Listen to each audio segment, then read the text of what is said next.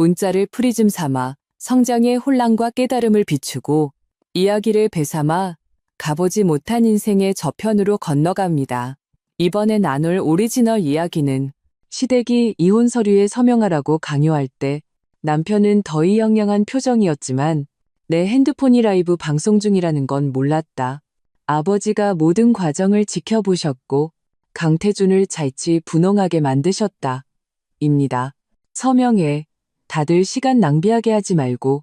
이혼 합의서가 내 앞에 내던져졌을 때 종이 모서리가 내 손가락을 스치며 희미한 흰 자국을 남겼다. 나는 고개를 숙여 티테이블 위에 놓인 두툼한 서류 뭉치를 쳐다보았다. 첫 장에 이혼 합의서라는 네 글자가 굵은 고딕체로 내 눈을 찔렀다. 어머님, 나는 고개를 들었다. 목소리는 생각보다 더 떨리고 있었다. 어머니라고 부르지 마. 시어머니 박영희 여사가 새빨간 매니큐어를 칠한 손가락으로 내 코끝을 찌를 듯이 가리켰다.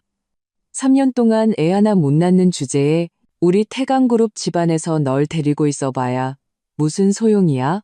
나는 무의식적으로 평평한 아랫배를 만졌다. 목이 바싹 타들어갔다. 거실의 크리스털 샹들리에 불빛이 너무 눈부셔서 눈이 시렸다. 태강그룹의 모든 식구들은 최고급 가죽 소파에 둘러앉아 마치 한 편의 공연을 관람하는 듯했다. 그리고 내 남편, 곧 전 남편이 될 강태준은 그의 어머니 옆에 앉아 있었다. 길고 가는 손가락으로 금장 라이터를 만지작거리며 딸깍거리는 금속성 소리를 내고 있었다. 오서연 씨, 눈치껏 행동해. 강태준이 마침내 입을 열었다. 그의 입가에는 내가 잘 아는 그 마음 시리도록 차가운 미소가 걸려 있었다. 이 평창동 집이랑 차는 전부 혼전 재산이야. 당신은 한 푼도 가져갈 생각 마. 물론 3년간의 정을 생각해서 위자료로 1억은 준비했어. 그는 그렇게 말하며 양복 안주머니에서 수표 한 장을 꺼내 합의서 위에 가볍게 올려놓았다. 나는 아래 십수를 피맛이 날 때까지 꽉 깨물었다. 내 핸드폰은 핸드백 안에 놓여 있었고 가방 입구는 살짝 열려 카메라가 이 장면을 정확히 향하고 있었다. 라이브 방송 시청자 수는 미친 듯이 치솟고 있었다. 25만, 30만. 오늘 아침 내가 설정한 방송 제목은 재벌가 며느리의 리얼 라이프였다. 지금 생각하니 참으로 아이러니했다. 태준 씨, 나는 내 목소리가 연약하고 무력하게 들리도록 애썼다. 우리 정말 돌이킬 수 없는 건가요? 제가 병원에 다시 가서 검사 받아볼게요. 검사? 강태준이 코웃음을 쳤다. 문제가 네가 애를 낳을 수 있냐 없냐인 줄 알아? 그는 자리에서 일어나 나를 내려다보았다. 오서연, 내 자신을 좀 봐. 지방대 출신 시골뜨기가 집안이 좋아, 배경이 좋아? 데리고 나가면 창피하기만 해. 애초에. 됐다. 그냥 서명이나 해. 나랑 나비씨 시간 뺏지 말고. 유나비, 그 모델, 진작에 눈치챘어야 했다. 그의 셔츠 깃에 묻어있던 립스틱 자국, 심야에 귀가할 때 풍기던 낯선 향수 냄새, 그리고 핸드폰에 있던 그 수상한 메시지들. 나는 정말 눈뜬 장님이었다. 아들 말이 맞아. 시어머니가 끼어들었다. 나비는 톱모델이야. 집안도 보석 사업을 하고. 그래야 우리 태강그룹에 어울리지. 너 같은 여자가 우리 집에 시집 온 것만으로도 조상님께 감사해야 할 일이야. 내 손이 떨렸지만 조금 더 시간을 끌어야 했다. 라이브 방송 채팅창은 이미 폭발 직전이었다. 세상에, 저게 사람이 할 소리야? 저 여자분 손목에 멍자국 있는데? 합의서 10조 봐. 여자 측이 모든 혼후 공동재산을 포기하라고? 너무 파렴치하잖아. 저 남자 낯이 익은데? 태강그룹 강태준 전무 아니야? 생각할 시간이 필요해요. 나는 어깨를 움츠리며 그들이 기대하는 나약한 모습을 연기했다. 너무 갑작스러워서요. 생각은 무슨 생각? 시어머니가 테이블을 세게 내리쳤다. 오늘 서명 안 하면 이 집에서 한 발짝도 못 나갈 줄 알아. 바로 그때 가방 속 핸드폰이 진동하는 것을 느꼈다. 특별한 진동 패턴. 그것은 아버지와 나 사이의 비상 연락 신호였다. 심장이 쿵 내려앉았다. 나는 조용히 손을 가방에 넣어 핸드폰 모서리를 만졌다. 강태준은 초조하게 넥타이를 풀며 말했다. 오서연, 내 인내심에도 한계가 있어. 얼마나 많은 여자들이 우리 집에 시집 오고 싶어 하는지 알아? 3년 동안 너 참아준 것만으로도 충분해. 나는 고개를 숙여 눈물을 닦는 척하며 재빨리 핸드폰을 훔쳐보았다. 화면에는 암호화된 메시지 하나만 떠 있었다. 딸아, 무서워하지 마라. 아빠가 다 보고 있다. 갑자기 진짜 눈물이 쏟아져 나왔다. 3년 전 내가 강태준과의 결혼을 고집하며 아버지와 의절한 후 이것이 우리의 첫 연락이었다. 나는 아버지가 이 불효녀를 다시는 보지 않을 것이라 생각했었다. 좋아요. 서명할게요. 나는 심호흡을 하고 펜을 들었다. 채팅창에는 서명하지 마요라는 외침이 가득했지만 나는 이것이 단지 시작일 뿐이라는 것을 알았다. 서명을 마친 후 나는 고개를 들어 내가 3년간 살았던 이 집과 한때 평생 나를 사랑하겠다고 맹세했던 남자를 마지막으로 쳐다보았다.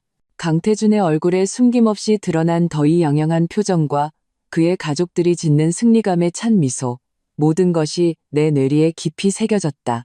꺼져, 내일 사람 보내서 내 짐 가져갈 테니. 강태준은 합의서를 챙기며 나를 쳐다보지도 않았다. 나는 핸드백을 들고 현관으로 향했다. 손가락으로 가방끈을 꽉 쥐었다. 평창동의 빌라를 나서는 순간 초여름의 햇살이 눈부셔 눈을 뜰 수 없었다. 택시를 잡아 탔고 차 문이 닫히는 순간 마침내 무너져 내리는 것을 허락했다. 손님, 어디로 갈까요? 기사님이 물었다. 나는 눈물을 닦고 주소 하나를 말했다. 그리고 핸드폰을 열었다. 라이브 방송은 자동으로 종료되었지만 녹화 영상은 온전히 저장되어 있었다. 읽지 않은 메시지 99 파러스. 가장 위에는 아빠에게서 온 메시지가 있었다. 집으로 오너라. 아빠가 기다린다. 내 손이 떨려 핸드폰을 거의 잡을 수 없었다. 지난 3년간 아버지는 몰래 내 SNS 계정을 지켜보고 계셨던 것이다. 오늘 이 라이브 방송을 아버지는 처음부터 끝까지 목격하셨다. 마지막 메시지가 나를 완전히 무너뜨렸다. 강태준, 자치분홍하게 만들어주마. 택시가 익숙하면서도 낯선 그 성북동의 대저택 앞에 멈췄을 때 내 손가락은 이미 핸드백 끈을 비틀어 깊은 주름을 만들어 놓았다. 철제 대문에 감겨있는 등나무 꽃이 활짝 피어 있었다. 3년 전 내가 분노에 차 떠날 때처럼 찬란하게 아가씨, 다 왔습니다. 기사님의 목소리가 나를 현실로 돌려놓았다. 택시비를 내고 나는 길가에 서서 차마 발을 떼지 못했다. 저택 입구에 CCTV가 움직이며 내 얼굴을 비췄다. 다음 순간 대문이 자동으로 천천히 열렸다. 3년 동안 이곳은 아무것도 변하지 않았다. 자갈이 깔린 오솔길 양옆에는 아버지가 가장 좋아하시는 소나무들이 단정하게 가꿔져 있었다. 분수대의 물은 여전히 맑았고 비단잉어 몇 마리가 유유히 헤엄치고 있었다. 목이 메어왔다. 한 걸음 한 걸음이 소미를 걷는 것 같았다. 저택 현관문이 갑자기 열리더니 익숙한 인형이 뛰쳐나왔다. 아가씨, 박 여사님의 목소리에 울음이 섞여 있었다. 어릴 적부터 나를 돌봐주신 유모는 그새 많이 늙어 눈가주름이 더 깊어졌다. 그녀는 나를 와락 껴안았다. 몸에서는 여전히 은은한 라벤더 향이 났다. 드디어 돌아오셨군요. 딱딱하게 굳어있던 내 몸이 서서히 부드러워졌다. 결국 나는 그녀의 어깨에 얼굴을 묻었다. 박 여사님의 품은 3년 전과 같이 따뜻했고 어머니가 살아계셨을 때를 떠올리게 했다. 회장님은 서재에 계십니다. 박 여사님은 눈물을 훔치며 나를 놓아주고 내 옷차림을 위아래로 훑어보았다. 이 3년 동안 서연 아가씨, 낮고 굵은 목소리가 계단 위에서 들려왔다. 나는 고개를 들었다. 아버지가 2층 서재문 앞에 서 계셨다. 기억 속보다 훨씬 마른 모습이었다. 아버지는 늘 입으시던 짙은 회색 실내복을 입고 계셨고 관자놀이의 흰머리가 햇빛에 비쳐 내 눈을 아프게 했다. 아빠, 한 글자를 내뱉는데 온 힘을 다 썼다. 아버지는 몸을 돌려 서재로 들어가셨다. 문은 살짝 열려 있었다. 따라오라는 뜻임을 알았다. 가보세요. 밤 여사님이 내 등을 살며시 밀었다. 회장님께서 매일 아가씨 SNS를 보셨어요. 아가씨가 라이브 방송하실 때 태블릿 PC를 부숴버릴 뻔 하셨다니까요. 가슴이 철렁했다. 나는 천천히 계단을 올랐다. 한 걸음 한 걸음이 마치 타임터널을 통과하는 것 같았다. 3년 전 급이 오는 밤, 내가 찻잔을 내던지며 아버지에게 제 사랑을 아빠의 돈으로 더럽히지 마세요. 라고 소리치고 집을 뛰쳐나갔던 그 장면으로 나를 데려갔다. 서재의 문 앞에서 나는 심호흡을 하고 손을 들어 노크했다. 들어오너라. 아버지의 목소리가 아까보다 더 가까이서 들렸다. 문을 열자 아버지가 바로 문 뒤에서 계셨다. 우리 사이에는 팔 하나 정도의 거리밖에 없었다. 그의 눈에 담긴 감정은 너무나 복잡했다. 분노, 안타까움, 후회, 그리고 내가 거의 알아볼 수 없을 정도의 연약함. 저는 내가 말을 꺼내기도 전에 아버지가 갑자기 나를 품으로 끌어당겼다. 아버지는 너무나 굳게 나를 안으셨고 나는 아버지에게서 나는 익숙한 시가와 잉크 냄새를 맡으며 그의 가슴이 떨리는 것을 느낄 수 있었다. 그 짐승 같은 놈. 아버지는 내 귓가에 이를 갈며 말씀하셨지만 목소리에는 울음이 섞여 있었다. 내가 진작에. 나는 더 이상 참을 수 없었다. 길을 잃었다가 마침내 집으로 돌아온 아이처럼 나는 목 놓아 울었다. 지난 3년간의 서러움, 굴욕, 고통이 본물 터지듯 터져나와 아버지의 어깨를 적셨다. 얼마나 지났을까? 아버지는 나를 놓아주시고 거친 엄지손가락으로 내 얼굴에 눈물을 닦아주셨다. 아버지는 내 얼굴을 살피시다가 마지막으로 내 손목에 멍자국에 시선이 멈췄다. 그의 눈빛이 순간 위험하게 변했다. 앉아서 얘기하자. 아버지는 서재 소파를 가리켰다. 나는 얌전히 앉았다. 그제야 서재에 세 번째 사람이 있다는 것을 알아차렸다. 아버지의 오른팔인 김비서가 구석에 서서 나에게 고개를 끄덕여 보였다. 그의 손에는 태블릿 PC가 들려 있었고 화면에는 방금 전 내 라이브 방송이 일시정지된 채로 띄워져 있었다. 김비서가 문을 닫았다. 아버지는 맞은편에 앉으셨다. 목소리는 평소의 냉정함을 되찾았지만 눈에는 여전히 내가 본 적 없는 분노가 타오르고 있었다. 처음부터 다 말해봐라. 모든 걸 알아야겠다. 나는 손가락을 만지작거리며 강태준과의 첫 만남부터 이야기하기 시작했다. 그것은 5년 전 한자선 파티에서였다. 나는 신분을 숨기고 작은 홍보회사에서 인턴으로 일하며 행사를 돕기 위해 파견되었다. 강태준은 연사였고 신사적이고 말솜씨가 우아했다. 그는 내 진짜 신분을 몰랐지만 이 평범한 여자에게 열렬히 구애했다. 내가 경고했잖니. 태강그룹은 좋은 집안이 아니라고. 아버지의 손가락이 팔걸이를 두드렸다. 그 집안의 창업사는 더러운 자본 축적의 역사 그 자체야. 나는 부끄러워 고개를 숙였다. 당시 아버지는 분명 태강그룹을 조사하셨고 태강그룹에 분식회계 혐의가 있으며 강태준 본인도 바람둥이라고 말씀해 주셨다. 하지만 나는 사랑에 눈이 멀어 그것이 가난한 청년에 대한 아버지의 편견이라고 굳게 믿었다. 결혼식 날 아버지의 목소리가 갑자기 싸늘해졌다. 나는 네가 와서 사과하고 참석해달라고 빌기를 기다렸다. 가슴을 세게 쥐어짜는 듯했다. 그날은 내 인생 최대의 실수 중 하나였다. 나는 아버지가 타협하실 것이라고 고집스럽게 믿었고 심지어 청첩장에 오진영 및 가족이라고 적었다. 하지만 예식이 끝날 때까지 아버지는 나타나지 않으셨다. 태강그룹 어른들은 수군거리며 나를 배경 없는 근본 없는 애로 단정했다. 그날부터 그들은 나를 온갖 방법으로 괴롭혔다. 죄송해요, 아빠. 눈물이 다시 솟구쳤다. 제가 너무 어리석었어요. 아니다. 아버지가 갑자기 일어나 창가로 가셔서 나에게 등을 돌리셨다. 내가 틀렸다. 억지로라도 널 데려왔어야 했는데 네가 스스로 깨닫기를 기다리며 도회를 부린 내 잘못이다. 창밖의 햇살이 아버지의 그림자를 길게 늘어뜨려 나를 뒤덮었다. 나는 문득 내 마음속에 영원히 산처럼 강인했던 이 남자의 뒷모습이 어딘가 쓸쓸해 보인다는 것을 깨달았다. 회장님, 라이브 방송 녹화 영상은 댓글을 포함해 전부 저장했습니다. 김 비서가 적시에 입을 열었다.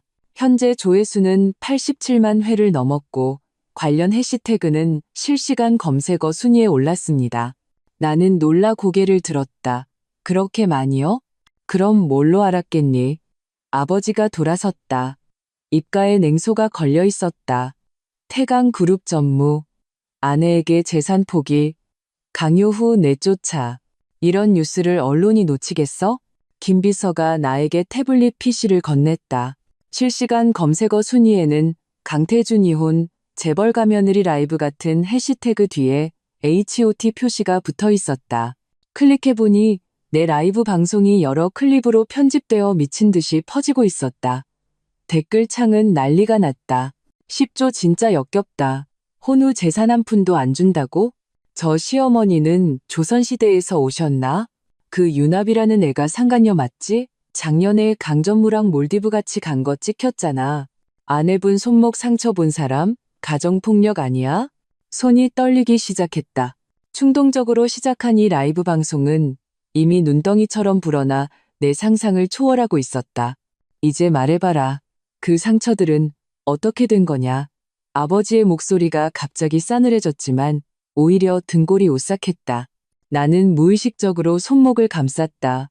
지난주에 말다툼하다가 강태준 씨가 잡아서 그게 다야? 아버지가 눈을 가늘게 떴다. 나는 입술을 깨물고 천천히 왼쪽 바지 밑단을 걷어 올렸다. 무릎 위에는 흉측한 화상 자국이 있었다. 아버지의 눈빛이 순간 끔찍하게 변했다. 반년 전에 어머님이 실수로 뜨거운 차를 엎으셔서 나는 목소리를 평온하게 유지하려 애썼다. 병원 기록에는 가정 내 사고라고 되어 있어요. 서재 안의 공기가 마치 얼어붙은 것 같았다. 아버지는 술장으로 걸어가 위스키 한 잔을 따라 단숨에 들이켰다. 그가 다시 입을 열었을 때 목소리는 무서울 정도로 냉정했다. 김 비서, 이 변호사랑 왕 국장에게 연락해. 서연이, 너는 당분간 공식 석상에 나타나지 말고 어떤 언론에도 대응하지 마라. 아빠, 뭘 하시려고요? 나는 불안해졌다. 아버지는 내게 다가와 어깨를 가볍게 누르셨다. 태강그룹에게 알려줘야지. 나 오진혁의 딸을 건드리면 어떤 대가를 치르게 되는지. 그의 핸드폰이 갑자기 울렸다. 아버지는 액정을 보고 스피커폰 버튼을 눌렀다. 말해, 회장님, 태강그룹 주가가 하락하기 시작했습니다. 이미 언론사들에서 홍보팀으로 라이브 방송 내용 확인 전화가 빗발치고 있습니다. 전화기 너머의 목소리는 흥분되어 있었다. 계속 주시해. 아버지는 짧게 명령하고 전화를 끊었다. 나는 벌떡 일어섰다. 아빠, 그러지 마세요. 저는 이런 방식으로 복수하고 싶지 않아요. 아버지가 미간을 찌푸렸다. 무슨 뜻이지? 라이브 방송은 충동적이었어요. 일을 크게 만들고 싶지 않아요. 나는 힘겹게 말을 이었다. 태강그룹이 제게 잘못한 건 맞지만 여론으로 그들을 무너뜨리는 건 뭔가 아닌 것 같아요. 아버지는 나를 깊이 쳐다보시더니 갑자기 웃으셨다. 내가 뭘 할 거라고 생각했니? 언론을 매수해서 그들을 헐뜯기라도 할 것 같아? 아버지는 고개를 저으셨다. 그럴 필요 없다. 태강그룹이 스스로 묻어놓은 지뢰가 충분히 많거든. 나는 살짝 밀어주기만 하면 돼. 아버지는 김 비서가 건넨 파일처를 가리켰다. 지난 3년간 사람을 시켜 정기적으로 내 상황을 확인하게 했다. 그러면서 태강그룹의 작은 비밀들을 좀 모았지. 파일처를 열자 빽빽한 재무 데이터와 사진들이 들어있었다. 태강그룹의 탈세 증거, 강태준이 정부 관료에게 뇌물을 주는 사진, 심지어 그가 다른 여자들과 찍은 은밀한 사진들까지. 시간대를 보니 우리 결혼 생활 첫 해부터 그는 바람을 피우고 있었다. 이건 전부 합법적인 기업 조사 결과다. 아버지가 평온하게 말씀하셨다. 태강그룹을 공경에 빠뜨리기엔 충분하고도 남지. 내 핸드폰이 갑자기 진동했다. 화면에 강태준 세 글자가 눈에 거슬리게 번쩍였다. 아버지의 눈빛이 날카로워졌다. 스피커폰으로 받아. 나는 심호흡을 하고 통화 버튼을 눌렀다. 여보세요. 오서연. 너 씨발 무슨 짓이야? 강태준의 고함이 수화기 너머로 터져나왔다. 그 라이브 방송 대체 뭐야? 지금 회사 전화가 전부 불통이야. 나는 아버지를 쳐다보았다. 아버지는 살짝 고개를 끄덕이셨다. 무슨 라이브 방송요? 나는 일부러 모르는 척했다. 시침이 떼지 마. 일부러 핸드폰 우리 쪽으로 향하게 했잖아. 안 그래? 강태준의 목소리에는 위협이 가득했다.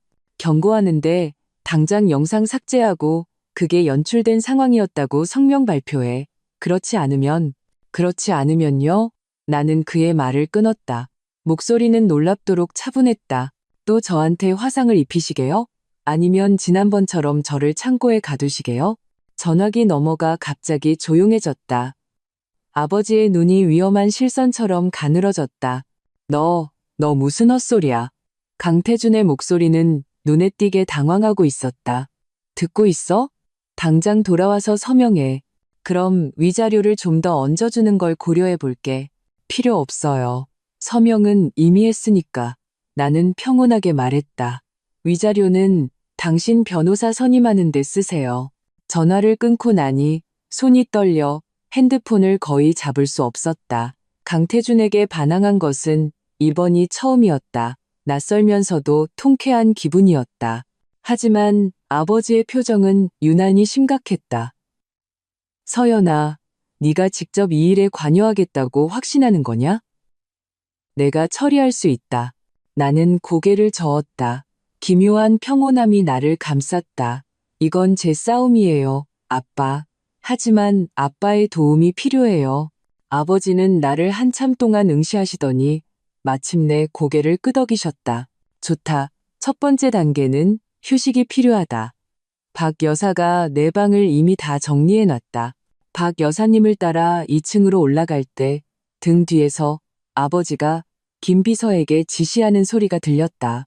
홍보팀에 연락해서 성명서 준비시켜. 그리고 태강그룹의 최근 3년간 모든 재무 감사 보고서 전부 가져와. 내 옛방은 3년 전과 똑같았다. 침대 머리맡에 있던 오만과 편견책조차 그대로 놓여 있었다. 박 여사님은 눈시울을 붉히며 말씀하셨다. 회장님께서 아무도 제 물건에 손대지 못하게 하셨고 매주 직접 오셔서 청소까지 하셨다고. 샤워를 하고 익숙한 침대에 누우니 몸은 피곤했지만 정신은 이상할 정도로 맑았다. 핸드폰은 계속해서 진동했고 수많은 모르는 번호와 메시지가 쏟아져 들어왔다. 나는 아예 전원을 꺼버리고 천장을 보며 멍하니 있었다. 3년 전 나는 소위 사랑이라는 것을 위해 모든 것을 버렸다. 오늘 나는 온몸에 상처를 입고 출발점으로 돌아왔다. 하지만 이번에는 더 이상 그 순진한 소녀가 아니었다. 아래층에서 아버지가 통화하는 소리가 들려왔다. 어렴풋이 금융감독원, 국세청, 조사 같은 단어들이 들렸다. 나는 곧 태강그룹의 폭풍우가 몰아칠 것을 알았다. 그리고 이번에는 내가 그 폭풍의 중심에 서서 나를 망가뜨린 그 남자가 대가를 치르는 것을 직접 지켜볼 것이다. 얇은 커튼 사이로 햇살이 얼굴에 비쳤을 때 나는 잠시 평창동의 안방에 있는 줄 착각했다. 천장의 심플한 조명을 보고 나서야 기억이 파도처럼 밀려왔다. 나는 몸을 일으켰다. 온몸에 근육이 쑤셨다. 이곳은 아버지가 마련해 주신 안정가옥, 서울 중심가의 눈에 띄지 않는 낡은 오피스텔이었다. 어젯밤 김 비서가 나를 이곳으로 데려오며 말했다. 겉보기엔 평범하지만 보안 시스템은 대통령 스위트룸 수준이라고. 침대 협탁 위에는 물 한 잔과 약 2알, 그리고 김 비서의 메모가 놓여 있었다. 진통제입니다. 회장님 지시입니다.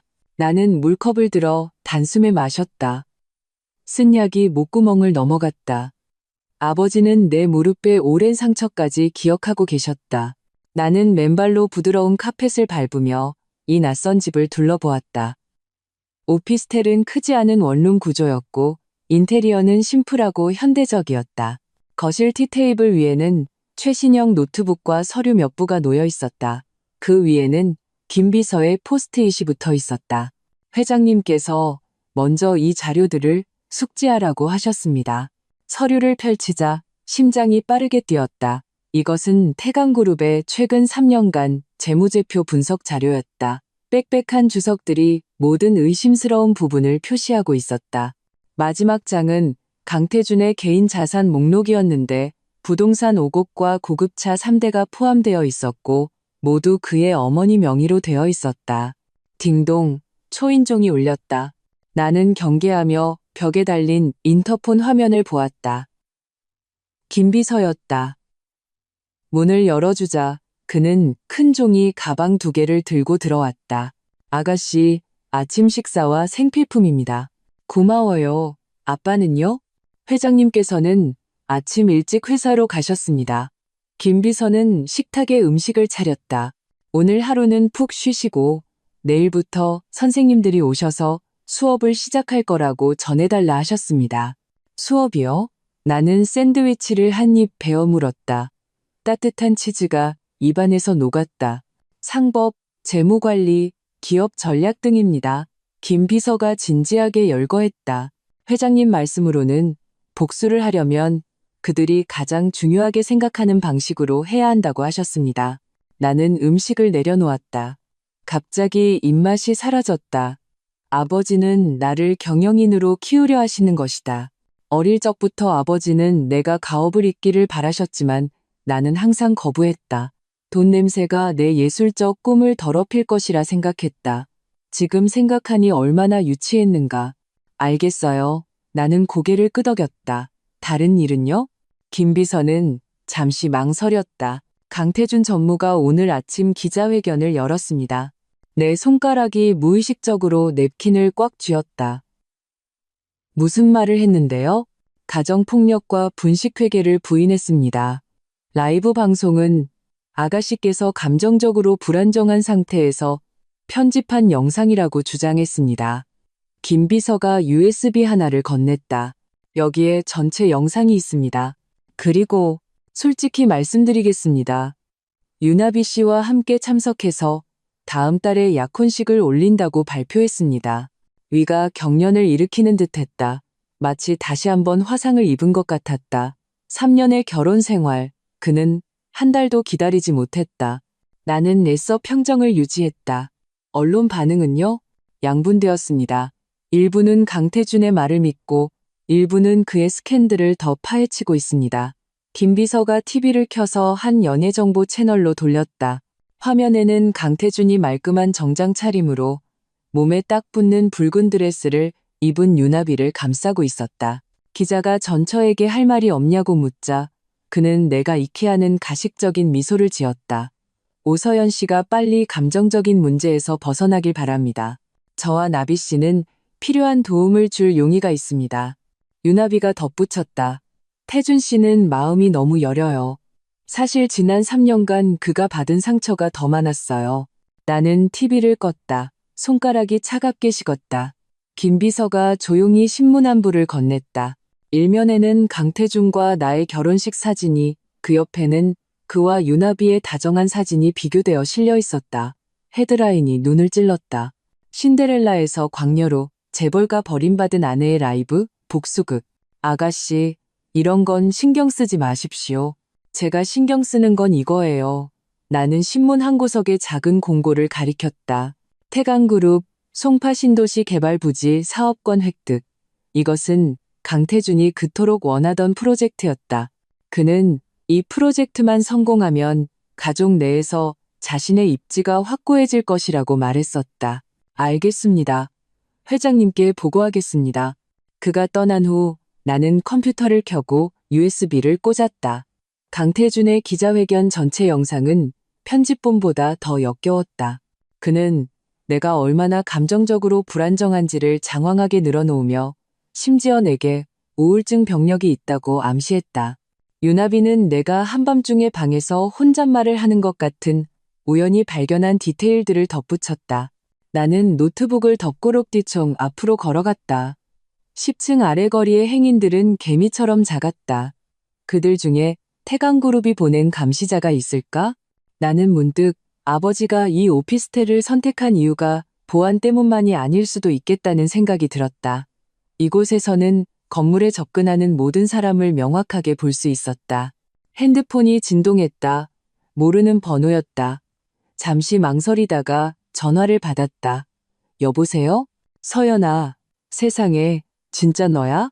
익숙한 여자의 목소리에 울음이 섞여 있었다. 내가 3일 동안 너 찾아다녔어. 유진이 내 대학 시절 룸메이트이자 졸업 후 유일하게 연락하던 친구였다.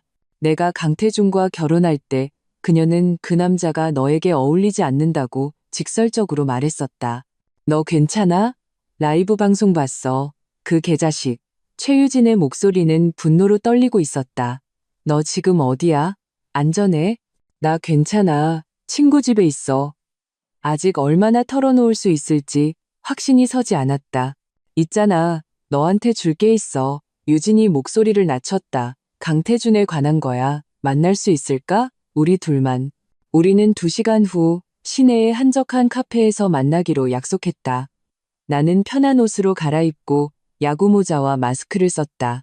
나가기 전 문틀 위쪽에 벽과 거의 한 몸처럼 보이는 초소형 카메라를 발견했다. 아버지는 역시 철저하게 준비하셨다. 카페는 가장 눈에 띄지 않는 구석에 있었다. 유진은 이미 기다리고 있었다. 나를 보자마자 일어나서 꽉 껴안았다. 그녀는 마지막으로 만났을 때보다 많이 말라 있었고 눈 밑에는 짙은 다크서클이 있었다. 너 꼬리말이 아니네. 그녀가 내 얼굴을 만지며 말했다. 너도 마찬가지야. 나는 힘겹게 웃었다. 유진은 가방에서 서류 봉투 하나를 꺼냈다. 이거부터 봐. 안에는 사진 여러 장과 은행거래 내역서가 들어있었다. 사진 속 강태준은 여러 여자와 호텔을 드나들고 있었고 시기는 우리 결혼 6개월 후부터 지난달까지였다. 은행 거래 내역서는 그가 정기적으로 한 여객 계좌로 돈을 이체한 것을 보여주었고 누적 금액은 거의 200억 원에 달했다. 우리 사촌 언니가 은행에서 일해 유진이 이를 갈았다. 작년에 우연히 강태준이 바람 피우는 걸 알고 나서부터 증거를 모았어. 이건 빙산의 일각이야. 나는 사진들을 넘겨보았다. 이상하게도 생각만큼 가슴이 아프지 않았다. 오히려 역시 그랬구나 하는 해방감이 들었다. 그중 한 장이 특히 눈에 띄었다. 강태준과 유나비가 몰디브에 있는 사진이었고 날짜는 우리 결혼기념일이었다. 그가 네가 조사하는 거 알아? 유진은 고개를 저었다. 내가 익명으로 너한테 이메일 한 번 보냈었는데 네가 답이 없었어. 기억이 났다. 반년 전쯤 익명의 이메일을 받은 적이 있었다. 안에는 흐릿한 도철 사진 몇 장이 있었다. 그때 강태준에게 묻자 그는 웃으며 경쟁사의 음해라고 말했다. 그리고 나는 그걸 믿었다. 서연아, 너 이제 어떡할 거야? 유진이 내 차가운 손을 잡았다. 이것만으로도 그를 혼인재산 빼돌린 걸로 고소할 수 있어. 내가 대답하려던 찰나 핸드폰이 울렸다. 김비서였다. 아가씨, 회장님께서 오늘 저녁 식사에 참석하실 의향이 있는지 여쭤보십니다. 중요한 손님들이 몇 분 오십니다. 나는 즉시 아버지의 의도를 알아차렸다. 아버지가 나를 본격적으로 비즈니스 세계에 소개하려는 것이다. 간다고 전해주세요. 전화를 끊자 유진이 궁금한 눈으로 나를 쳐다보았다. 너희 아빠? 나는 고개를 끄덕이고 더 이상 숨기지 않기로 결심했다. 유진아, 우리 아빠 오진혁 회장님이야. 그녀의 입이 O 모양으로 벌어졌다. 진성그룹의 그 오진혁 회장님? 그 포브스 순위에 있는? 나는 쓴웃음을 지었다. 아이러니하지? 난 진정한 사랑을 위해 신분을 숨겼는데 결과는 이 꼴이 됐네. 유진이 갑자기 테이블을 내리쳤다. 그럴 줄 알았어. 강태준 그 자수성가한 척하는 놈이 너한테 어울릴 리가 없지. 주위 손님들이 쳐다보자 나는 얼른 그녀를 진정시켰다. 이제 우리 아빠가 본격적으로 개입하실 거야. 정말 잘 됐다. 유진의 눈이 빛났다. 내가 뭘 도우면 될까? 우리 언니가 자료 더 구해줄 수 있어. 우리는 계속 연락하기로 약속했다. 그녀는 계속 정보를 수집하고 나는 고위층에서 움직이기로 했다. 헤어지기 전 그녀가 갑자기 진지하게 말했다. 서연아, 마음 약해지지 마. 강태준은 그럴 가치도 없는 놈이야. 오피스텔로 돌아와. 나는 아버지가 남겨주신 자료들을 본격적으로 연구하기 시작했다. 태강그룹의 주력 사업은 부동산이었지만 최근 몇 년간 무리한 확장으로 부채 비율이 높았다. 강태준이 책임지고 있는 송파 신도시 프로젝트는 그들이 제기할 수 있는 핵심이었다. 만약 실패한다면 자금줄이 끊길 가능성이 높았다. 저녁 무렵 김 비서가 나를 데리러 왔을 때 샤넬 수트 한 벌과 보석을 가지고 왔다. 회장님의 뜻입니다. 그는 짧게 말했다. 거울 속에 나는 완전히 다른 사람이 되어 있었다. 몸에 딱 맞는 하얀색 수트, 진주 귀걸이, 우아하게 올린 머리. 이 사람이 과연 태강그룹에서 온갖 구박을 받던 그 주눅든 며느리란 말인가. 식사 자리는 시내에서 가장 은밀한 고급 클럽에서 열렸다. 룸문을 열자 아버지가 중년 남성 몇 명과 대화하고 계셨다. 그들은 동시에 고개를 돌려 나를 쳐다보았다. 그들의 시선에는 호기심과 평가의 빛이 섞여 있었다. 내 딸, 오서연이다. 아버지의 목소리에는 자부심이 가득했다. 오늘부터 진성그룹의 전략 결정에 참여할 것이다. 나는 미소를 유지했다. 심장은 천둥처럼 울렸다. 손님 중 한 명은 알아볼 수 있었다. 국토교통부의 고위 관료인 왕 국장, 바로 송파 신도시 프로젝트 승인의 핵심 인물이었다. 말씀 많이 들었습니다. 왕 국장이 나와 악수하며 의미심장하게 말했다. 오늘 아침 뉴스를 봤습니다. 태강그룹 그 젊은 친구, 정말 사람 볼 줄 모르는군요. 식사는 늦게까지 이어졌다. 대화는 모두 송파 신도시 계획에 관한 것이었다. 나는 조용히 들으며 가끔 질문을 던졌다. 점차 아버지의 큰 그림이 보이기 시작했다. 진성그룹이 부동산 사업에 진출하려는 것이었고 첫 번째 목표는 바로 태강그룹의 명줄인 그 프로젝트였다. 돌아오는 차 안에서 아버지가 내게 의견을 물으셨다. 태강의 자금줄은 매우 취약해요. 나는 분석했다.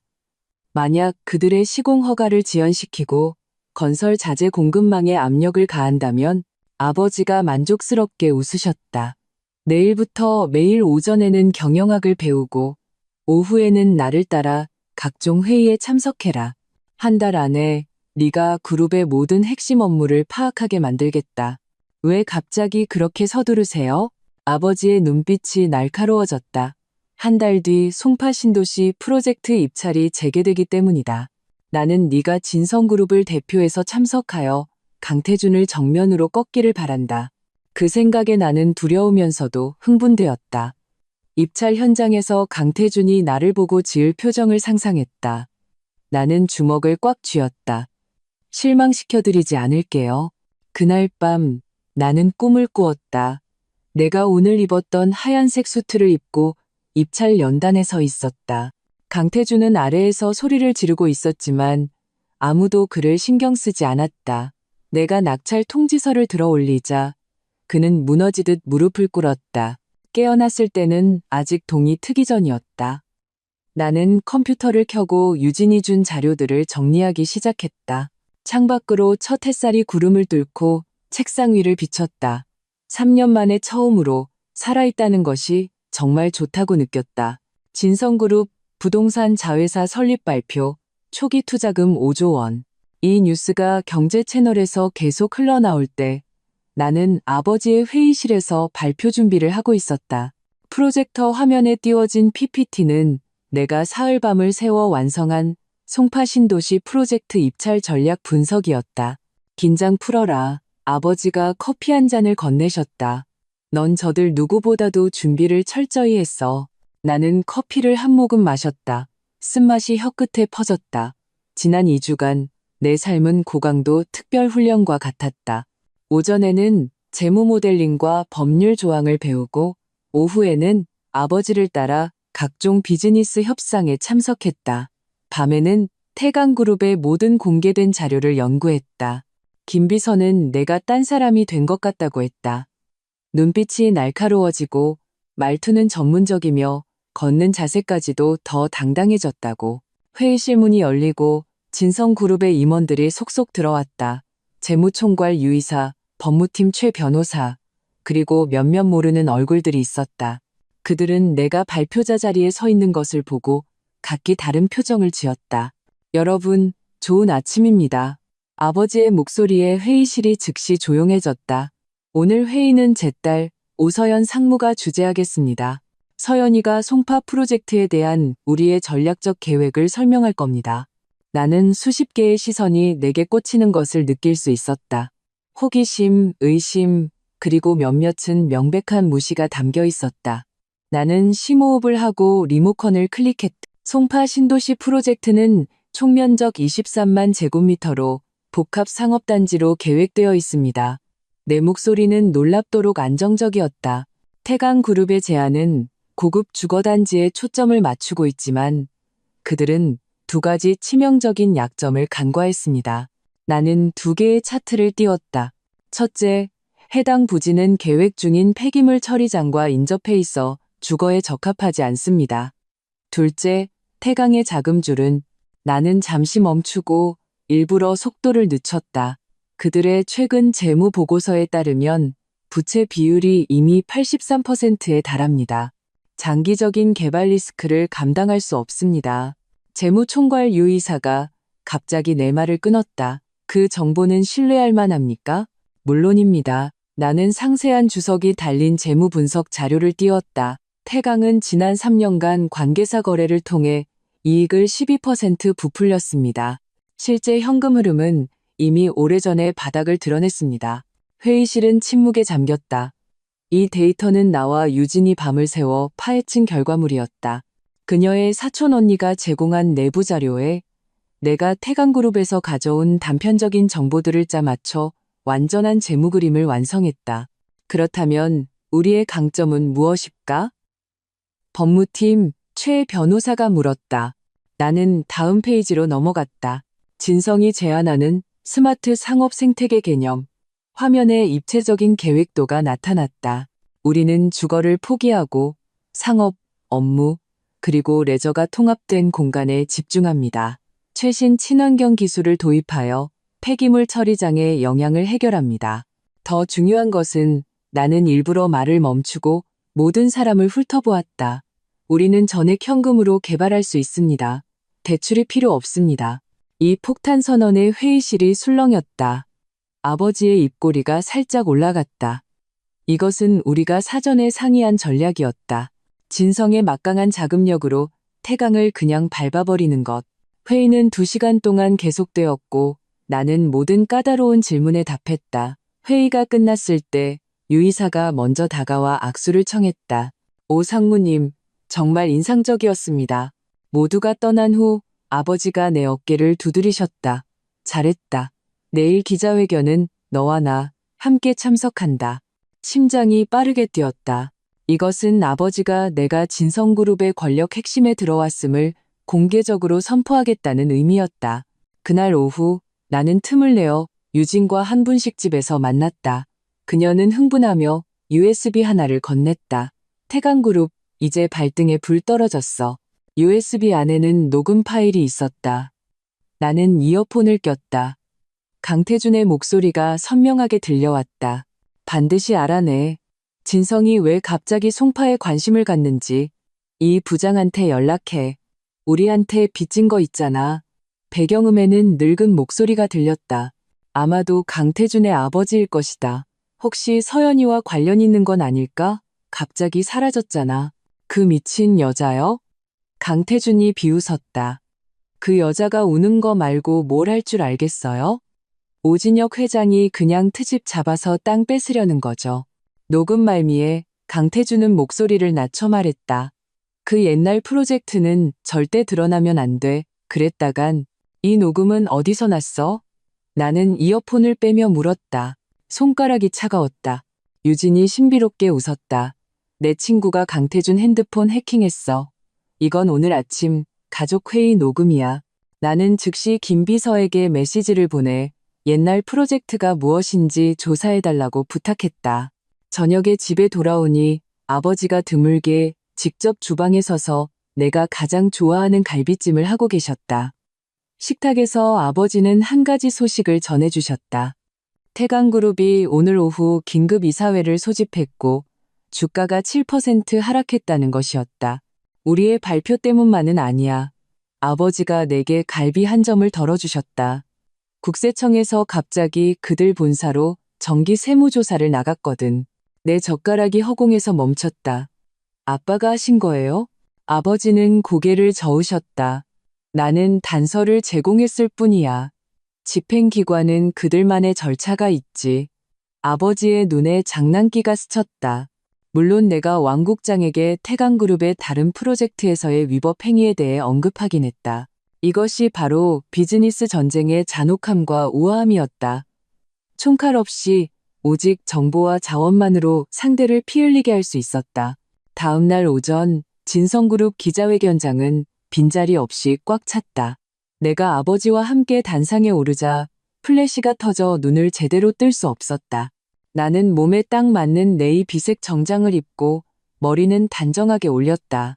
라이브 방송 속 초라했던 재벌가 며느리와는 완전히 다른 모습이었다. 오서연 상무님, 진성그룹 합류가 이혼 사건과 관련이 있습니까? 한 기자가 참지 못하고 질문을 던졌다. 아버지가 막으려던 것을 내가 가볍게 그의 손을 눌렀다. 저의 개인적인 경험은 제가 기업의 윤리 경영에 더 많은 관심을 갖게 만들었습니다. 나는 평온하게 대답했다.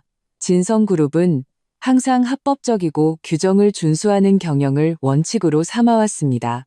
이것이 우리가 경쟁 속에서도 굳건히 설 수 있는 이유입니다. 교묘하게 화제를 기업 가치관으로 돌렸다. 문제를 회피하지 않으면서도 가십의 함정에 빠지지 않았다. 아버지가 흐뭇한 눈으로 나를 쳐다보셨다. 오 회장님, 따님이 불임 때문에 이혼했다는 소문이 있습니다. 어떻게 생각하십니까? 다른 기자가 날카로운 질문을 던졌다. 회견장이 순간 조용해졌다. 가슴이 답답해졌지만 아버지가 이미 차갑게 입을 여셨다. 내 딸의 건강 상태는 개인적인 사생활입니다. 하지만 그 이야기가 나왔으니 말인데 아버지는 잠시 멈추고 칼날처럼 날카로운 눈빛으로 말씀하셨다. 내가 듣기로는 태강그룹의 그 아들놈이 성병치료 기록이 있다던데 언론인 여러분께서 한번 확인해 보시는 게 좋겠군요. 장내가 술렁였다. 나는 웃음을 참느라 애썼다. 이수는 너무나 치명적이었다. 사실 여부와 상관없이 강태준을 공경에 빠뜨리기엔 충분했다. 기자회견이 끝난 후 김 비서가 황급히 다가왔다. 상무님, 옛날 프로젝트에 대해 알아냈습니다. 자료에 따르면 5년 전 태강이 개발한 한 아파트 단지에서 심각한 사고가 있었습니다. 불량 자재를 사용하여 건물 한 동이 붕괴되어 3명이 사망하고 12명이 다쳤습니다. 태강그룹은 돈으로 사건을 덮었고 보상금은 비자금으로 처리했습니다. 이것만으로도 강태준은 감옥에 갈 수 있겠네요. 나는 사고 현장 사진을 보며 가슴이 답답해졌다. 이 사람이 내가 그토록 결혼하려 했던 정직한 청년이었다니. 아버지는 자료를 보신 후 즉시 위기 대응 회의를 소집했다. 우리는 이 정보를 당장 공개하지 않고 전략적 압박 카드로 남겨두기로 결정했다. 상업 경쟁은 리듬이 중요하다. 아버지가 나를 가르치셨다. 먼저 그들이 밝은 곳에서 발버둥치게 놔두고 가장 결정적인 순간에 치명타를 날리는 거다. 이후 일주일 동안 태강그룹의 악몽이 시작되었다. 먼저 송파신도시 프로젝트의 환경 영향 평가가 재심의 권고를 받았다. 이어서 세 곳의 주요 자재 공급 업체가 갑자기 정비를 이유로 생산을 중단했다. 강태준은 사방으로 뛰어다녔지만 곳곳에서 벽에 부딪혔다. 언론은 태강그룹의 재무 위기를 보도하기 시작했다. 나는 매일 아버지를 따라 경영 전략을 배우면서 동시에 태강그룹의 동향을 면밀히 주시했다. 유진이 제공한 정보에 따르면 강태준은 이미 내 배우 조종을 의심하고 있었지만 그의 아버지는 가정주부 하나가 무슨 그런 힘이 있겠냐며 믿지 않았다. 금요일 저녁 내가 태강의 지분 구조를 분석하고 있을 때 핸드폰이 울렸다. 모르는 번호로 문자가 왔다. 강태준의 비밀을 더 알고 싶어요? 내일 오전 10시 포시즌스 호텔 커피숍에서 봐요. 유나비. 나는 그 이름을 뚫어지게 쳐다보았다. 피가 얼어붙는 것 같았다. 유나비, 강태준의 새 여자. 지금 나를 만나자고? 함정인가? 아니면 나는 즉시 유진에게 전화했다. 절대 가지 마. 그녀가 소리쳤다. 틀림없이 강태준이 판 함정일 거야. 하지만 호기심이 결국 이성을 이겼다. 다음 날, 나는 김비서가 붙여준 경호원 2명을 데리고 약속 장소로 향했다. 포시즌스 호텔 커피숍은 넓고 밝았다. 나는 한눈에 구석에 앉은 유나비를 알아보았다. 그녀는 사진보다 더 말랐고 짙은 화장으로도 눈 밑의 검은 그늘을 가리지 못했다. 정말 올 줄은 몰랐네요. 그녀의 목소리는 쉬어 있었고 손가락은 신경질적으로 커피잔을 두드리고 있었다. 나는 경계를 늦추지 않았다. 무슨 일이죠? 그녀가 갑자기 내 손을 잡았다. 살려주세요. 강태준은 미친놈이에요. 나는 소스라치게 놀라 손을 뺐다. 무슨 뜻이에요? 유나비가 소매를 걷어 올렸다. 팔에 든 멍자국이 드러났다.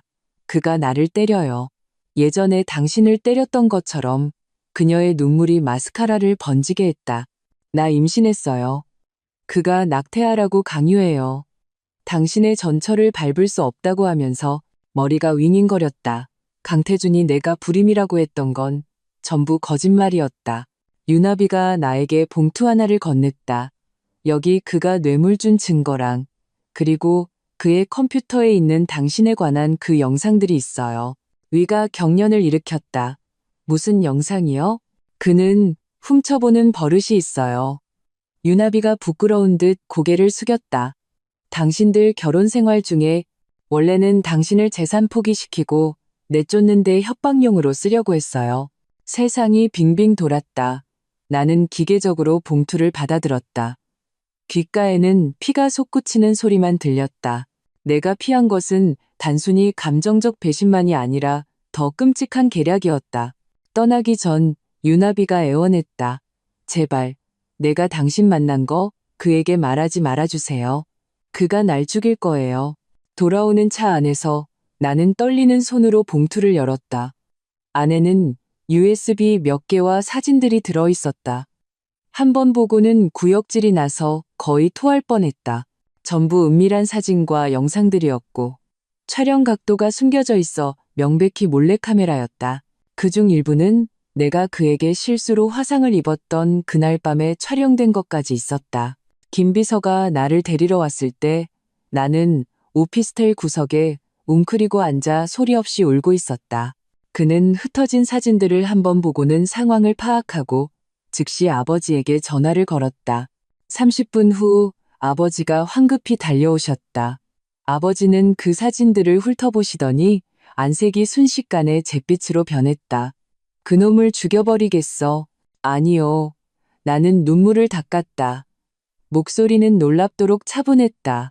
저는 그가 사회적으로 매장되고 모든 것을 잃게 만들 거예요. 그리고 살아남아서 제가 얼마나 잘 사는지 평생 지켜보게 할 거예요. 아버지는 나를 굳게 안아주셨다. 나는 아버지가 떨고 계신 것을 느낄 수 있었다.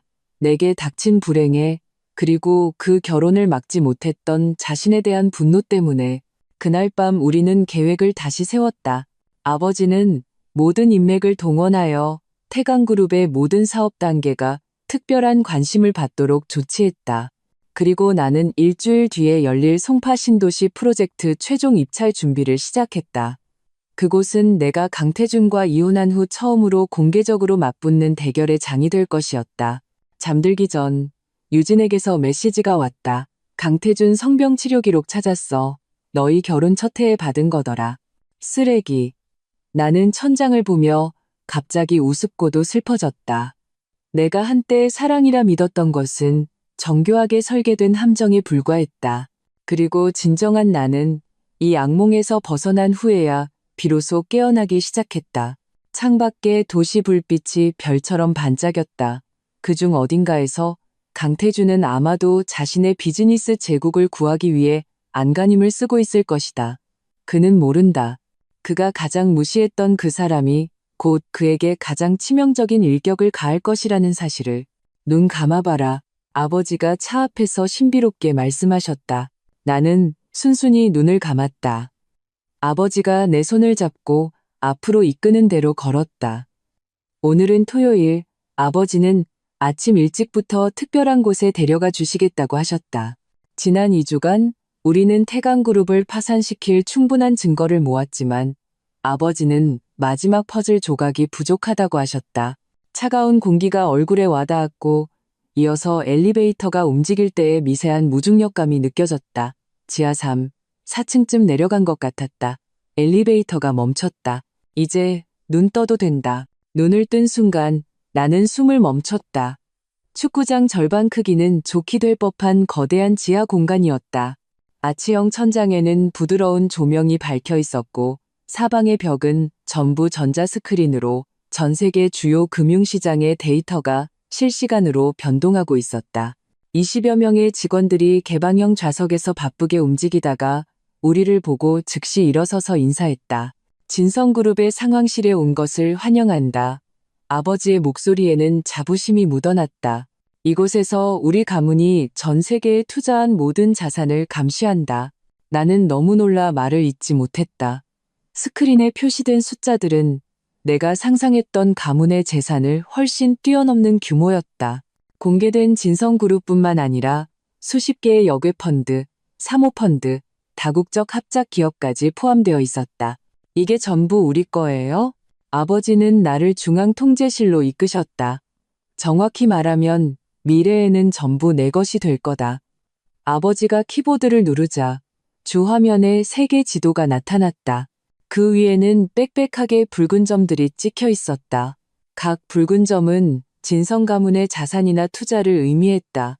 지도 위의 붉은 점들은 거의 모든 선진국과 일부 개발도상국을 뒤덮고 있었다.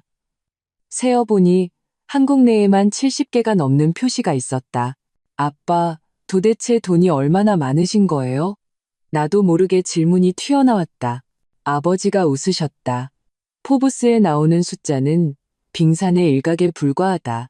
아버지는 독립된 작업 공간 하나를 가리켰다. 저기는 분석팀이다. 경쟁 상대를 전문적으로 연구하지. 지난 2주 동안 저 팀이 24시간 교대로 태강그룹을 분석했다. 그 구역으로 들어가자 벽에는 태강그룹 구성원들의 사진과 관계도가 가득 붙어 있었다. 강태준의 사진이 중앙에 박혀 있었고 그 주위로 수십 개의 선이 뻗어나가며 그의 모든 사업적, 사적인 관계를 표시하고 있었다. 흥미로운 걸 좀 발견했습니다. 한 분석가가 데이터 세트를 띄웠다. 강태준 전무가 3개월 전 K맨 제도의 비밀 계좌를 개설하고 약 2천억 원의 자산을 순차적으로 빼돌렸습니다. 가슴이 철렁했다. 퇴로를 준비하고 있었던 것이다. 그뿐만이 아니다. 아버지가 냉소하셨다. 그 돈의 대부분은 태강그룹의 자금이다. 제 회사 돈을 빼돌리고 있는 거지. 정말 강태준다운 방식이었다. 이기적이고 근시안적이며 영원히 자신의 이익을 최우선으로 생각하는. 나는 문득 그가 나를 처음 만났을 때 속삭였던 달콤한 말들이 떠올랐다. 그저 내가 평범한 여자라 통제하기 쉬울 것이라 생각했기 때문일 뿐이었다. 상무님, 이것도 보셔야 합니다. 분석가가 영상을 하나 틀었다. 어떤 프라이빗 클럽에서 찍힌 강태준의 모습이었다. 그는 술에 취해 한 여자를 껴안고 큰 소리로 외치고 있었다. 진성그룹이 뭐라고? 내가 송파 프로젝트만 따내면 그 늙은이랑 그 딸년 둘 다 내 앞에 무릎 꿇게 만들 거야. 내 손가락이 무의식적으로 손바닥을 파고들었다. 아버지가 내 어깨를 누르셨다. 진정해라. 분노는 실수를 부른다. 견학이 끝날 무렵 아버지는 나를 독립된 사무실로 데려가셨다. 앞으로 여긴 내 사무실이다. 오늘부터 너는 공식적으로 가문의 자산 관리에 참여한다. 사무실 책상 위에는 정교한 상자가 놓여 있었다. 열어보니 안에는 자동차 키와 블랙카드가 들어 있었다. 기본 장비다. 아버지가 윙크하셨다. 저녁엔 더 중요한 일이 있으니 이제 집에 가서 준비해라. 무슨 일이요? 진성그룹 학예 만찬회. 서울의 모든 명사들이 참석할 거다.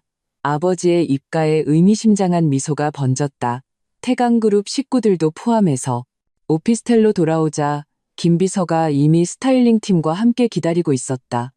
3시간 후 거울 속의 나는 거의 알아볼 수 없었다. 맞춤 제작된 와인색 이브닝 드레스가 우아한 곡선을 그렸고 긴 머리는 복고풍으로 올렸다. 목에는 난생 처음 보는 다이아몬드 목걸이가 걸려 있었고 조명 아래 차가운 빛을 발하고 있었다. 회장님께서 특별히 준비하신 겁니다. 스타일리스트가 조심스럽게 목걸이 위치를 조정했다. 어느 유럽 공주님의 소장품이었다고 합니다. 나는 거울 속의 나를 보며 문득 태강그룹에서 초라하게 지냈던 날들이 떠올랐다. 시어머니는 내가 옷을 너무 수수하게 입어서 창피하다고 구박했고 강태주는 내게 옷 사입을 돈을 주려 하지 않았다. 이제 나는 드디어 그들이 감히 넘볼 수 없는 모습이 되었다. 김비서가 문을 두드리고 들어왔다. 나를 보고는 눈에 띄게 놀랐다. 아가씨, 차가 준비되었습니다. 회장님께서 먼저 이것을 보시라고 하셨습니다. 그가 건넨 것은 하객 명단이었다. 내 시선은 즉시 태강그룹, 강철호 회장, 박영희 여사, 강태준 전무라는 부분에 꽂혔다. 손끝이 미세하게 떨렸다. 나는 심호흡을 했다. 그들이 참석 확정한 거 맞아요? 네, 초청장에 중대 발표가 있을 것이라고 특별히 언급했습니다. 아마 협력 기회라고 생각하고 있을 겁니다. 이것이 아버지의 계획이었다. 태강그룹이 내 변신을 직접 목격하게 하는 것. 나는 갑자기 조금 불안해졌다. 오랜만에 강태준을 다시 만나 과연 평정을 유지할 수 있을까? 만찬회는 진성그룹 본사 최상층 연회장에서 열렸다. 엘리베이터 문이 열리는 순간 나는 눈앞의 광경에 압도당했다.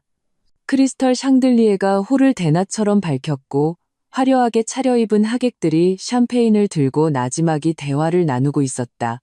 웨이터들이 그 사이를 오갔고 통유리창 밖으로는 도시 전체의 야경이 한눈에 들어왔다. 오 회장님 오셨습니다. 누군가 외쳤다. 장내의 모든 시선이 일제히 우리에게 쏠렸다. 아버지가 내 팔짱을 끼고 연회장으로 들어섰다. 나는 수많은 호기심 어린 시선이 내게 쏟아지는 것을 느낄 수 있었다. 수군거리는 소리가 잔물결처럼 퍼져나갔고 미디어 구역에서는 플래시가 쉴 새 없이 터졌다. 라이브 방송 사건 이후 나는 공식 석상의 모습을 드러낸 적이 없었다. 저분이 진성그룹 따님이야? 태강그룹 아들이랑 이혼했다면서? 세상에 너무 아름다우시다. 아버지는 나를 데리고 하객들 사이를 돌며 태연하게 내 딸 오서연이다라고 소개했다. 아무도 감히 태강그룹 얘기를 꺼내지 않았다. 모두가 그 결혼을 모르는 척하며 내 기품과 능력에 대해 칭찬하기 바빴다. 오 상무님, 말씀 많이 들었습니다. 백발의 한 노인이 내 손을 잡았다. 제가 홍기그룹의 이 회장입니다. 아시아 태평양 지역 사업을 총괄하신다고 들었습니다. 나는 미소 지으며 고개를 끄덕였다. 그러다 곁눈질로 입구 쪽이 소란스러워지는 것을 보았다. 태강그룹 식구들이 도착한 것이다. 강 회장 부부가 앞장섰고 강태준이 그 뒤를 따랐다. 깔끔한 검은색 정장 차림이었다. 그들은 자신만만한 미소를 띠고 있었다. 아직 자신들을 기다리는 것이 무엇인지 전혀 모르는 얼굴이었다. 오 회장님, 강철호 회장이 멀리서부터 손을 내밀었다. 초대해 주셔서 감사합니다. 오늘 중요한 소식이 있다고 들었습니다. 아버지는 태연하게 그와 악수했다. 확실히 중대 발표가 있습니다. 마침 태강그룹에서도 함께 지켜봐 주시면 좋겠군요. 강태준은 그때서야 나를 보았다. 그의 표정이 순간 굳어졌다. 눈이 튀어나올 듯이 커졌다. 한때 나를 경멸로 가득 채웠던 그 얼굴이 지금은 믿을 수 없다는 표정으로 가득했다. 네가 왜 여기 있어? 그가 실성한 듯 물었다. 나는 우아하게 샴페인 잔을 들어올렸다. 오랜만이네요, 전 남편. 장내가 삽시간에 조용해졌다. 모든 이들이 숨을 죽이고 이 장면을 지켜보았다. 몰락한 전처와 재벌 전 남편의 드라마는 이제 각본이 바뀔 참이었다. 시어머니가 가장 먼저 정신을 차렸다. 가식적으로 웃으며 말했다. 어머, 서연이구나. 친정에 돌아갔었구나. 요즘 잘 지내니? 그녀는 일부러 내 위아래를 훑으며 초라한 흔적을 찾으려 했지만 내 차림새에 압도당하고 말았다. 네, 덕분에요. 아주 잘 지내죠. 나는 샴페인을 한 모금 마셨다. 특히 태강그룹을 떠나고 나서는요. 강 회장이 미간을 찌푸리며 내 아버지를 쳐다보았다. 오 회장님, 이건 아버지가 내 어깨를 감싸 안았다. 정식으로 소개하지. 내 딸 오서연, 진성그룹의 유일한 후계자다. 아버지는 일부러 잠시 멈췄다. 불행한 결혼 생활에서 막 벗어났지. 이 말은 마치 폭탄과 같았다. 하객들의 표정은 그야말로 장관이었다. 충격, 깨달음, 당혹감, 그리고 부셜에는 웃음을 참으려 애썼다. 태강그룹 세 사람의 얼굴은 순식간에 새하얘졌다. 특히 강태준은 마치 가슴에 칼을 맞은 사람 같았다. 이건 불가능해. 그가 이성을 잃고 소리쳤다. 걘 그냥 평범한 집안 출신이야. 그만해. 강철호 회장이 아들을 향해 소리쳤다. 그리고 내 아버지를 향해 돌아섰을 때는 이미 아부하는 미소로 바뀌어 있었다. 오 회장님, 이 안에 분명 오해가 있을 겁니다. 아버지가 손을 들어 그의 말을 막았다. 오해는 없다. 오늘 내가 여러분을 초대한 것은 두 가지를 발표하기 위해서다. 아버지는 목소리를 높여 장내의 모든 사람이 들을 수 있도록 했다. 첫째, 진성그룹은 공식적으로 부동산 자회사를 설립하며 내 딸 오서연이 정권을 맡는다. 둘째, 우리는 송파 신도시 프로젝트 입찰에 전력을 다할 것이다. 강태준의 얼굴이 하얗게 질렸다가 파랗게 변했다. 송파 프로젝트는 태강그룹의 생명줄이었다. 이제 진성그룹이 정면으로 그것을 빼앗으려 하는 것은 선전포고나 다름없었다. 오진혁, 그가 완전히 이성을 잃었다. 이건 사적인 보복이잖아. 태준아, 강철호 회장이 소리쳤지만 이미 늦었다. 아버지는 태연하게 웨이터의 쟁반에서 술잔 하나를 집어들었다. 비즈니스는 전쟁터와 같지. 강전무. 아버지는 주위를 둘러보았다. 여기 계신 분들은 다 아실 겁니다. 진성은 모든 투자 결정을 철저히 사업적 판단에 근거해서 내립니다. 아버지는 의미심장하게 태강그룹을 쳐다보았다. 물론 어떤 기업이 스스로 문제를 가지고 있다면 그건 남 탓을 할 수 없겠지요. 하객들은 팬펀히 고개를 끄덕이며 동조했다. 몇몇은 이미 조용히 태강그룹 식구들에게서 멀어지고 있었다. 나는 시어머니의 손이 떨리는 것을 보았다. 공들여 화장한 얼굴에 균열이 가고 있었다. 서연아, 강태준이 갑자기 나를 향해 돌아섰다. 그의 목소리에는 내가 들어본 적 없는 애원이 담겨 있었다. 우리 따로 얘기 좀 할 수 있을까? 할 말 있으면 여기서 하세요. 나는 평온하게 말했다. 어차피 예전에 당신이 거실에서 저한테 이혼 서류에 서명하라고 윽박지를 때도 제게 일말의 존엄성도 남겨주지 않았잖아요. 이 말에 낮은 웅성거림이 일었다. 누군가 핸드폰을 들어 몰래 촬영했다. 나는 개의치 않았다. 찍으라고 해라. 전 세계가 태강그룹의 진짜 모습을 보게 해라. 강태준의 얼굴이 잿빛이 되었다. 갑자기 목소리를 낮춰 위협했다. 너 너무 심하게 굴지 마.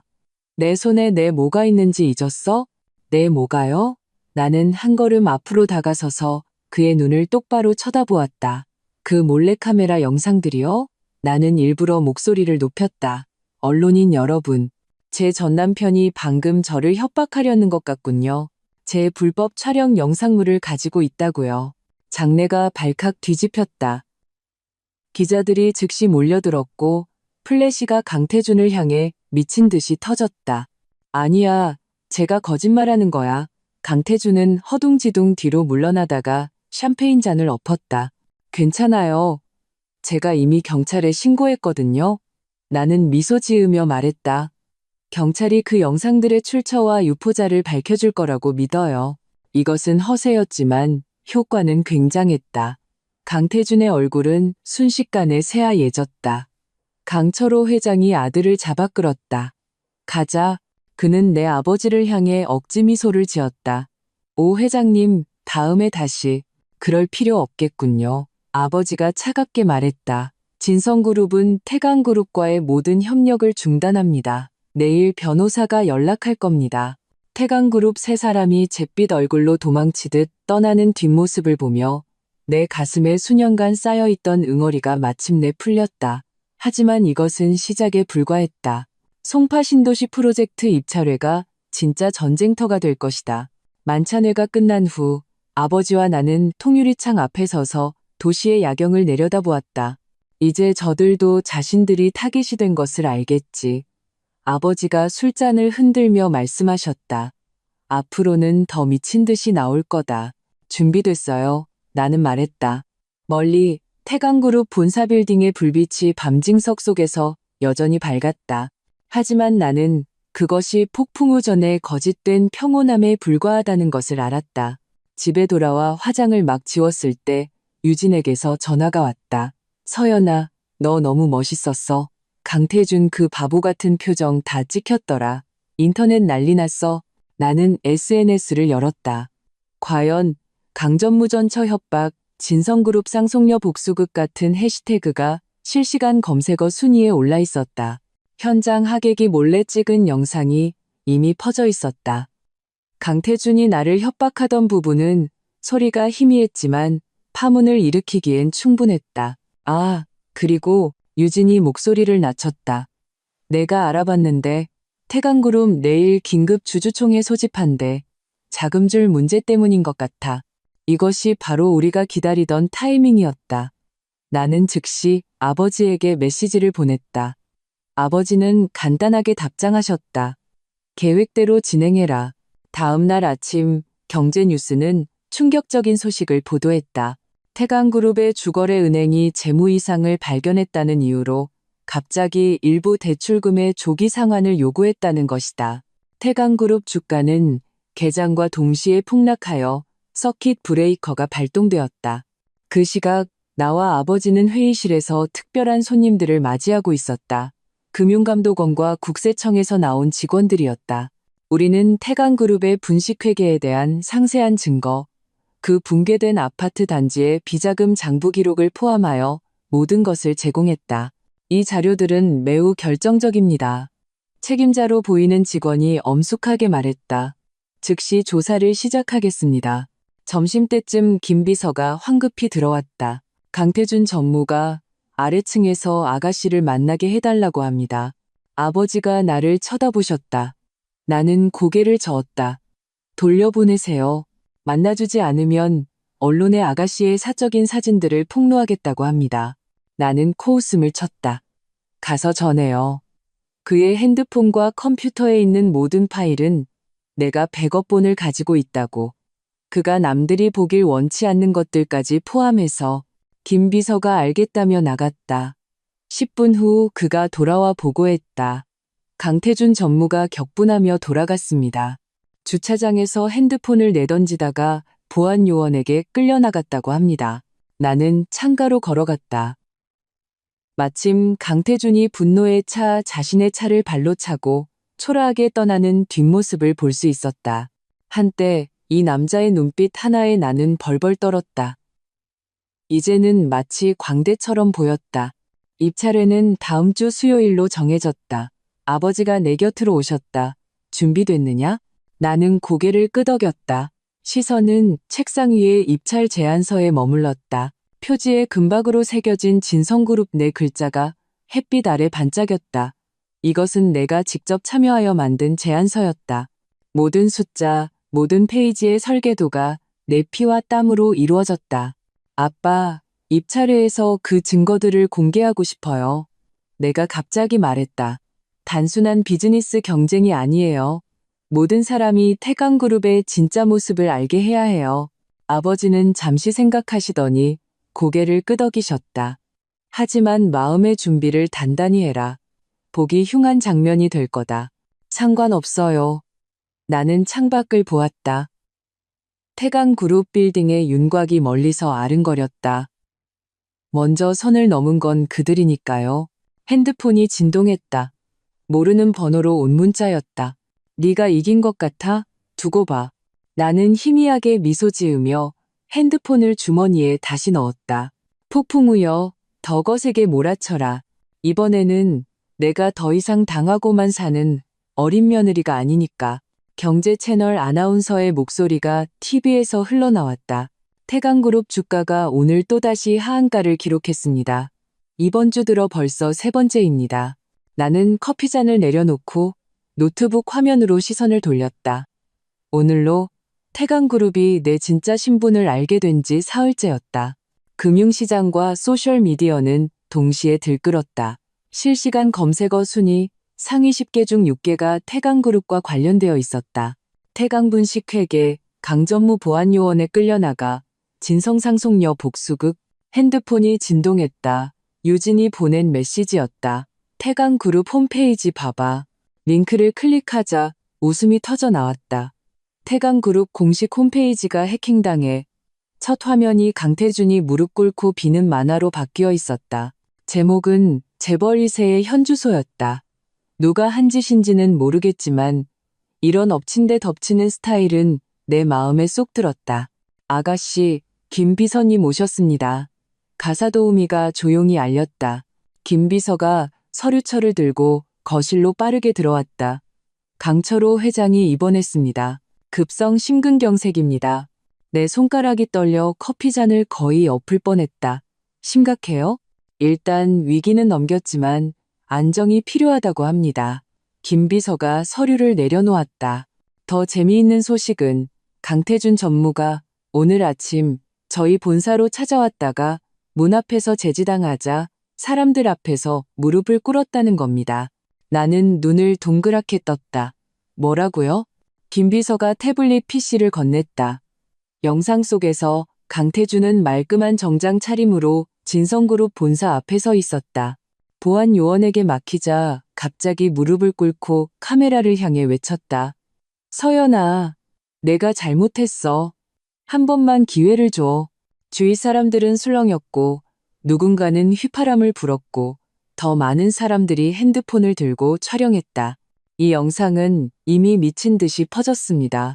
김 비서의 입꼬리가 살짝 올라갔다. 좋아요가 100만을 넘었습니다. 나는 이 20초짜리 영상을 반복해서 보았다. 가슴 속에서 기묘한 쾌감이 솟구쳤다. 한때 그렇게 거만하고 나를 함부로 대했던 남자가 이제는 집 잃은 개처럼 무릎 꿇고 애원하고 있었다. 하지만 쾌감 뒤에는 설명할 수 없는 복잡한 감정이 밀려왔다.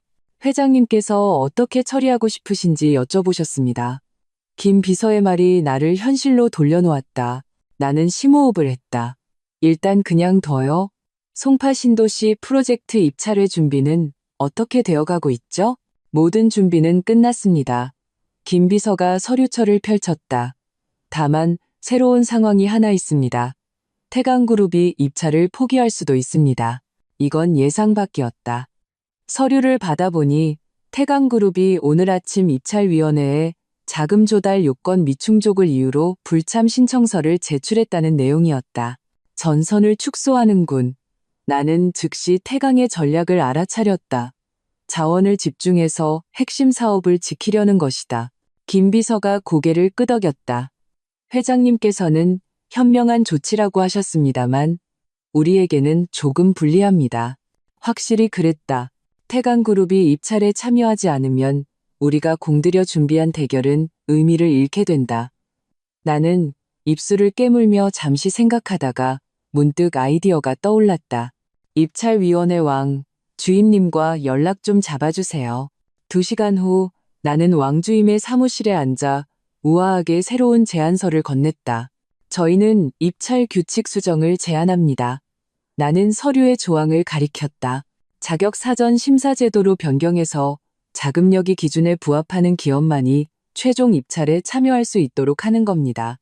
왕주임이 안경을 고쳤었다. 이건 전례에 없는 일인데요.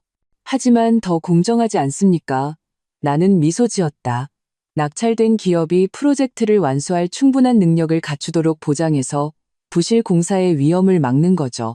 특히 나는 의미심장하게 말을 멈췄다. 최근 일부 기업의 재무 관련 논란을 고려하면 말입니다.